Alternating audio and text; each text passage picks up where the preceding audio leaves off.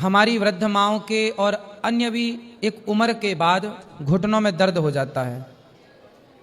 तो घुटनों का दर्द यदि हो जाता है तो पहला तो हम ये जानना चाहेंगे कि सबको ही लगभग बुढ़ापे में 85-90% घटनाएं हैं कि घुटनों का दर्द, आज की स्थितियां।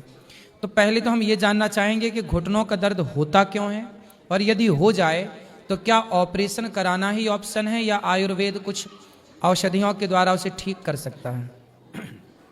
सबसे पहले तो सभी लोगों को मेरी तरफ से राधे राधे। भगवान श्री कृष्णा जी की कृपा सब पे बनी रहे। और मैं आज आप लोगों के सामने हूँ और महाराज जी ने सवाल बड़ा अच्छा पूछा है, आप सबके लिए है, पूरे देश के लिए है, जनता के लिए है। क्योंकि जो लोग घुटनों के दर्द से परेशान हैं, जिनके घुटने ख़राब हो गए हैं या घुटनों में दर्द रहता है, किसी के बुजुर्ग के रहता है, किसी के जवां उम्र में भी रहता है, तो ऐसे लोगों को जब हम लोग मिलते हैं, हम लोग कुछ दवा की बात करते हैं, तो बहुत सारे लोगों के दिमाग में ये डाल दिया जाता है कि आपका ऑपरेशन होगा। और ये बात डालने वाला कोई डॉक्टर नहीं होता, उसका पड़ोसी होता है, खुद घर के लोग होते हैं। तो जरा सा घुटने में दर्द हुआ नहीं कि सामने वाला सीधे बोल देता है तेरा ग्रीस खत्म हो गया। तो मतलब वो जो ग्रीस खत्म होने वाला वर्ड है, वो वर्ड उसके दिमाग में आ जाता है कि मेरा सचमुच कुछ खराब हो गया। तो वो इंसान जो है वो डिप्रेशन में जाने लगता है। ऐसे करके वो जब डॉक्टर के पास जाता है, हॉस्पिटल में जाता है, तो महाराज जी उसको वहाँ भी बोल दिया जाता है कि ऑपरेशन करवा लो, अब ग्रीस खत्म हो गया।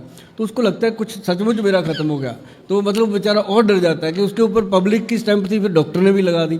तो घर पे आके जब वो मशवरा करता है, बड़ी सुनने वाली बात है, आम लोगों की ये बात है, घर घर की रोज़ की बात है जो हो रहा है, कि वो घर पे आकर के जब अपने बच्चों से बात करता है तो उसको एक मुसीबत खड़ी हो जाती है कि मेरे बच्चे की इतनी कमाई भी नहीं है, बेचारा कहाँ से ऑपरेशन का खर्चा करेगा। उसको टेंशन उसकी भी आ जाती है, फिर बच्चों को आ जाती है। बच्चे कहते हैं कोई बात नहीं पापा, करवा लो, आपने सारी उम्र किया है, जबकि वहाँ ऑपरेशन की ज़रूरत नहीं होती। ऑपरेशन की ज़रूरत मुश्किल से 10-12% लोग हैं जिनको होती है महाराज जी, कि जो लोग मतलब उठ नहीं सकते, मान लो बेड से उठा के कोई और उनको बाथरूम करवा रहा है या कोई और उनके कपड़े चेंज कर रहा है, घुटना चल ही नहीं रहा, तो उसको तो हम भी कह देते हैं कि भाई 4 दिन जीना है, तू अच्छे से जी ले, ऑपरेशन करवा ले। अब जो चल रहा है, गाड़ी में बैठ रहा है, सब्जी खरीद के ला रहा है या बाहर अंदर जा रहा है, रिश्तेदारियों में जाता आता है, तो उसको भी अगर कह दिया जाए कि तेरा ऑपरेशन होगा, तो ये एक बात समझ में नहीं आती। उसके लिए आयुर्वेद में अपनी रसोई घर में बहुत कुछ पड़ा है। अगर उसको बता दिया जाए कि भैया सौंफ, जीरा और अजवाइन का पाउडर बनाओ, उस पाउडर को कैसे बनाना है वो बड़ा सिंपल है। इन तीनों चीज़ों को बराबर मात्रा में आप लोगे तो मुझे लगता है कि आज महाराज जी के माध्यम से हम सबको बहुत फ़ायदा होने वाला है इन बातों का। जो मैं चंडीगढ़ में बैठ कर के लोगों को देखता हूँ, पंजाब सारा मेरे पास आता है, हरियाणा आता है, लेकिन आज मेरा मन था कि मैं भगवान श्री कृष्णा जी की नगरी में आकर महाराज जी के समृद्ध बैठ कर के अच्छे से आप लोगों से बात करूं। तो जो जीरा, अजवाइन और सौंफ है, ये मतलब आप देखेंगे इसका चमत्कार होता है। इसको तवे पे रोस्ट करके अच्छे से भून करके इसका पाउडर बना के रखिए, हर घर में होना चाहिए। ये ध्यान रखिएगा, हर घर में होना चाहिए, चाहे घुटने दर्द करें चाहे ना करें। जो खाएगा, जिसके घुटने दर्द नहीं होते उसको कभी होंगे नहीं, जिसके हो रहे हैं उसके कम होने शुरू हो जाएंगे दर्द।